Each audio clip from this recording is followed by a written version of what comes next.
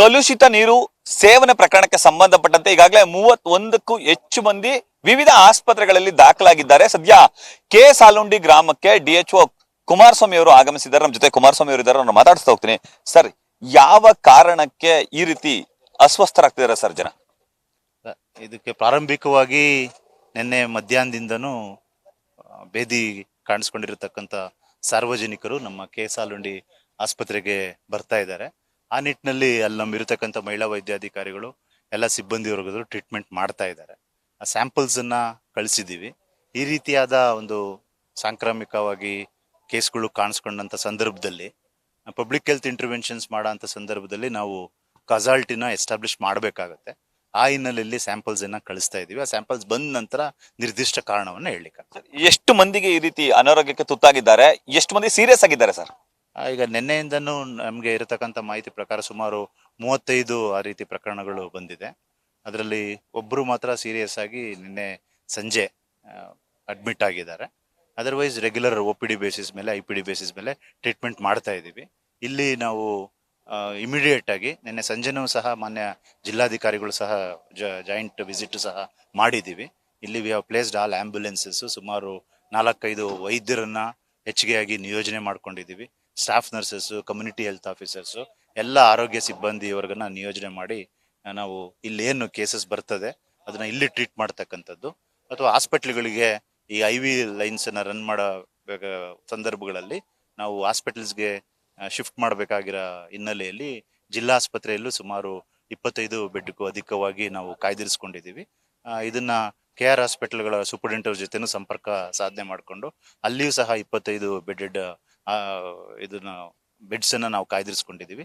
ಈ ಹಿನ್ನೆಲೆಯಲ್ಲಿ ಏನು GE ಔಟ್ ಬ್ರೇಕ್ಸ್ ಅಥವಾ ಈ ತರ ಸಾಂಕ್ರಾಮಿಕ ರೋಗಗಳು ಈ ಮಳೆ ಯಥೇಚ್ಛವಾಗಿ ಬಂದಂತ ಸಂದರ್ಭದಲ್ಲಿ ಇದು ಸ್ವಲ್ಪ ಪಬ್ಲಿಕ್ ಹೆಲ್ತ್ ಆಕ್ಟಿವಿಟೀಸ್ ಅಲ್ಲಿ ಇದು ಸರ್ವೇ ಸಾಮಾನ್ಯನೂ ಸಹ. ಅದನ್ನ ನಾವು ಆರೋಗ್ಯ ಇಲಾಖೆ ವತಿಯಿಂದ ರೋಗಿಗಳಿಗೆ ನೀಡಬೇಕಾದ ಟ್ರೀಟ್ಮೆಂಟ್ ಇಶ್ಯೂಸ್ ಆಗಿ ನಾವೆಲ್ಲ ಸನ್ನದ್ಧನ ಮಾಡ್ಕೊಂಡಿದ್ದೀವಿ. ತಾತ್ಕಾಲಿಕ ಆಸ್ಪತ್ರೆ ಏನಾದ್ರು ತೆರೆದಿದ್ದೀರಾ ಸರ್? ಹೇಗಿದೆ ಟ್ರೀಟ್ಮೆಂಟ್ಗೆ ಜನಗಳು ಬರ್ತಿದಾರಾ, ಹೇಗೆ ಸರ್? ಇಲ್ಲ, ನೀವು ಗಮನಿಸಿದಾಗ ಇಲ್ಲಿ ನಾವು ನಿನ್ನೆ ನೈಟ್ ಇಂದನೂ ಸಹ ನಮ್ಮೆಲ್ಲ ತಂಡ ಇಲ್ಲಿ ಬೀಡ್ಬಿಟ್ಟಿದೆ. ಜೊತೆಗೆ ಮುಂದುವರೆದು ಇಲ್ಲಿ ಸ್ಕೂಲ್ಸ್ ಅಲ್ಲೇನೆ ಟೆಂಪ್ರರಿ ಹಾಸ್ಪಿಟಲ್ಸ್ ಸಹ ನಿರ್ಮಾಣ ಮಾಡ್ಕೊಂಡಿದೀವಿ. ಇಲ್ಲಿ IV ಫ್ಲೂಯಿಡ್ಸ್ ಮತ್ತೆ ಆಲ್ ಆಂಟಿಬಯೋಟಿಕ್ಸ್, ಏನು GE ಔಟ್ ಬ್ರೇಕಿಗೆ ಬೇಕಾದಂತಹ ಪ್ರೋಟೋಕಾಲ್ಸ್ ಏನಿದೆ ಅದ್ರ ಪ್ರಕಾರ ನಾವು ಟ್ರೀಟ್ಮೆಂಟ್ ಮಾಡ್ಲಿಕ್ಕೆ ಎಲ್ಲ ಸಿದ್ಧತೆಯನ್ನು ಸಹ ಮಾಡ್ಕೊಂಡಿದ್ದೀವಿ. ಕುಡಿಯುವ ನೀರಿನ ಘಟಕವನ್ನ ಶುದ್ಧೀಕರಣ ಮಾಡ್ತಿದ್ದಾರೆ. ನೀರು ಪ್ರಾಬ್ಲಮ್ ಆಯ್ತಾ, ಹೇಗೆ ಅಂತ? ಅಲ್ಲ, ಅದೇ ನಾನು ಆಗ್ಲೇ ಹೇಳ್ದಾಗೆ ಈ ಇಂಟರ್ವೆನ್ಷನ್ಸ್ ಅಲ್ಲಿ until unless we get the detail report ನಾನು ಅದನ್ನ ಕಮೆಂಟ್ ಮಾಡ್ಲಿಕ್ಕೂ ಕಷ್ಟ ಆಗ್ತದೆ. ಬಟ್ ಟ್ರೀಟ್ಮೆಂಟ್ ಪಾರ್ಟ್ಸ್ ಏನಿದೆ that we are geared up. ಎಲ್ಲರೂ ಈಗ ಸದ್ಯಕ್ಕೆ ಪ್ರಾಣಾಪಾಯದಿಂದ ಪರಾಗಿದ್ದಾರೆ, ಬಟ್ ಆತಂಕ ಇದೆ. ಅದಕ್ಕೆ ಈಗ ಯಾವುದೇ ಒಂದು ಔಟ್ ಬ್ರೇಕ್ ಆದಂತ ಸಂದರ್ಭದಲ್ಲಿ ಈಗ DC ಸರ್ ಸಹ ಇನ್ಸ್ಟ್ರಕ್ಷನ್ಸ್ ಅನ್ನು ಕೊಟ್ಟಿರತಕ್ಕ ಹಿನ್ನೆಲೆಯಲ್ಲಿ ಬೇರೆ ಎಲ್ಲ ಇಂಟರ್ ಡಿಪಾರ್ಟ್ಮೆಂಟಲ್ ಅಧಿಕಾರಿಗಳ ಜೊತೆನೂ ಸಹ ನಾವು ಕೋಆರ್ಡಿನೇಷನ್ ಪ್ರಾರಂಭಿಕ ಹಂತದಿಂದನೂ ಮಾಡ್ಕೊಂಡು ಬರ್ತಿದ್ದೀವಿ.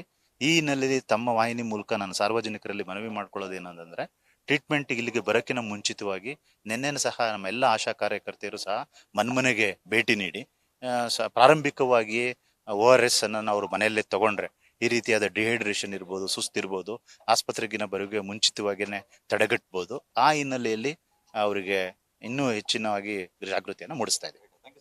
ಇದಿಷ್ಟು DHO ಕುಮಾರಸ್ವಾಮಿ ಅವರ ಮಾತುಗಳು. 35ಕ್ಕೂ ಹೆಚ್ಚು ಮಂದಿಗೆ ಅನಾರೋಗ್ಯ ಕಾಡಿದೆ, ಅದರಲ್ಲೂ ಕೆಲವರು ಸೀರಿಯಸ್ ಆಗಿದ್ದಾರೆ. ಈ ಹಿನ್ನೆಲೆಯಲ್ಲಿ ಗ್ರಾಮದಲ್ಲಿ ಆಸ್ಪತ್ರೆಯನ್ನು ನಿರ್ಮಾಣ ಮಾಡಿ ಟ್ರೀಟ್ಮೆಂಟ್ ಮಾಡುವಂತ ಕೆಲಸಕ್ಕೆ ಮುಂದಾಗಿದ್ದೀವಿ ಎಂಬ ಮಾತುಗಳನ್ನು ಹೇಳ್ತಿದ್ದಾರೆ. ಕ್ಯಾಮರಾ ಪರ್ಸನ್ ವಿನಯ್ ಜೊತೆ ರವಿ ಪಾಂಡವಪುರ, ನ್ಯೂಸ್ ಫಸ್ಟ್ ಮೈಸೂರು.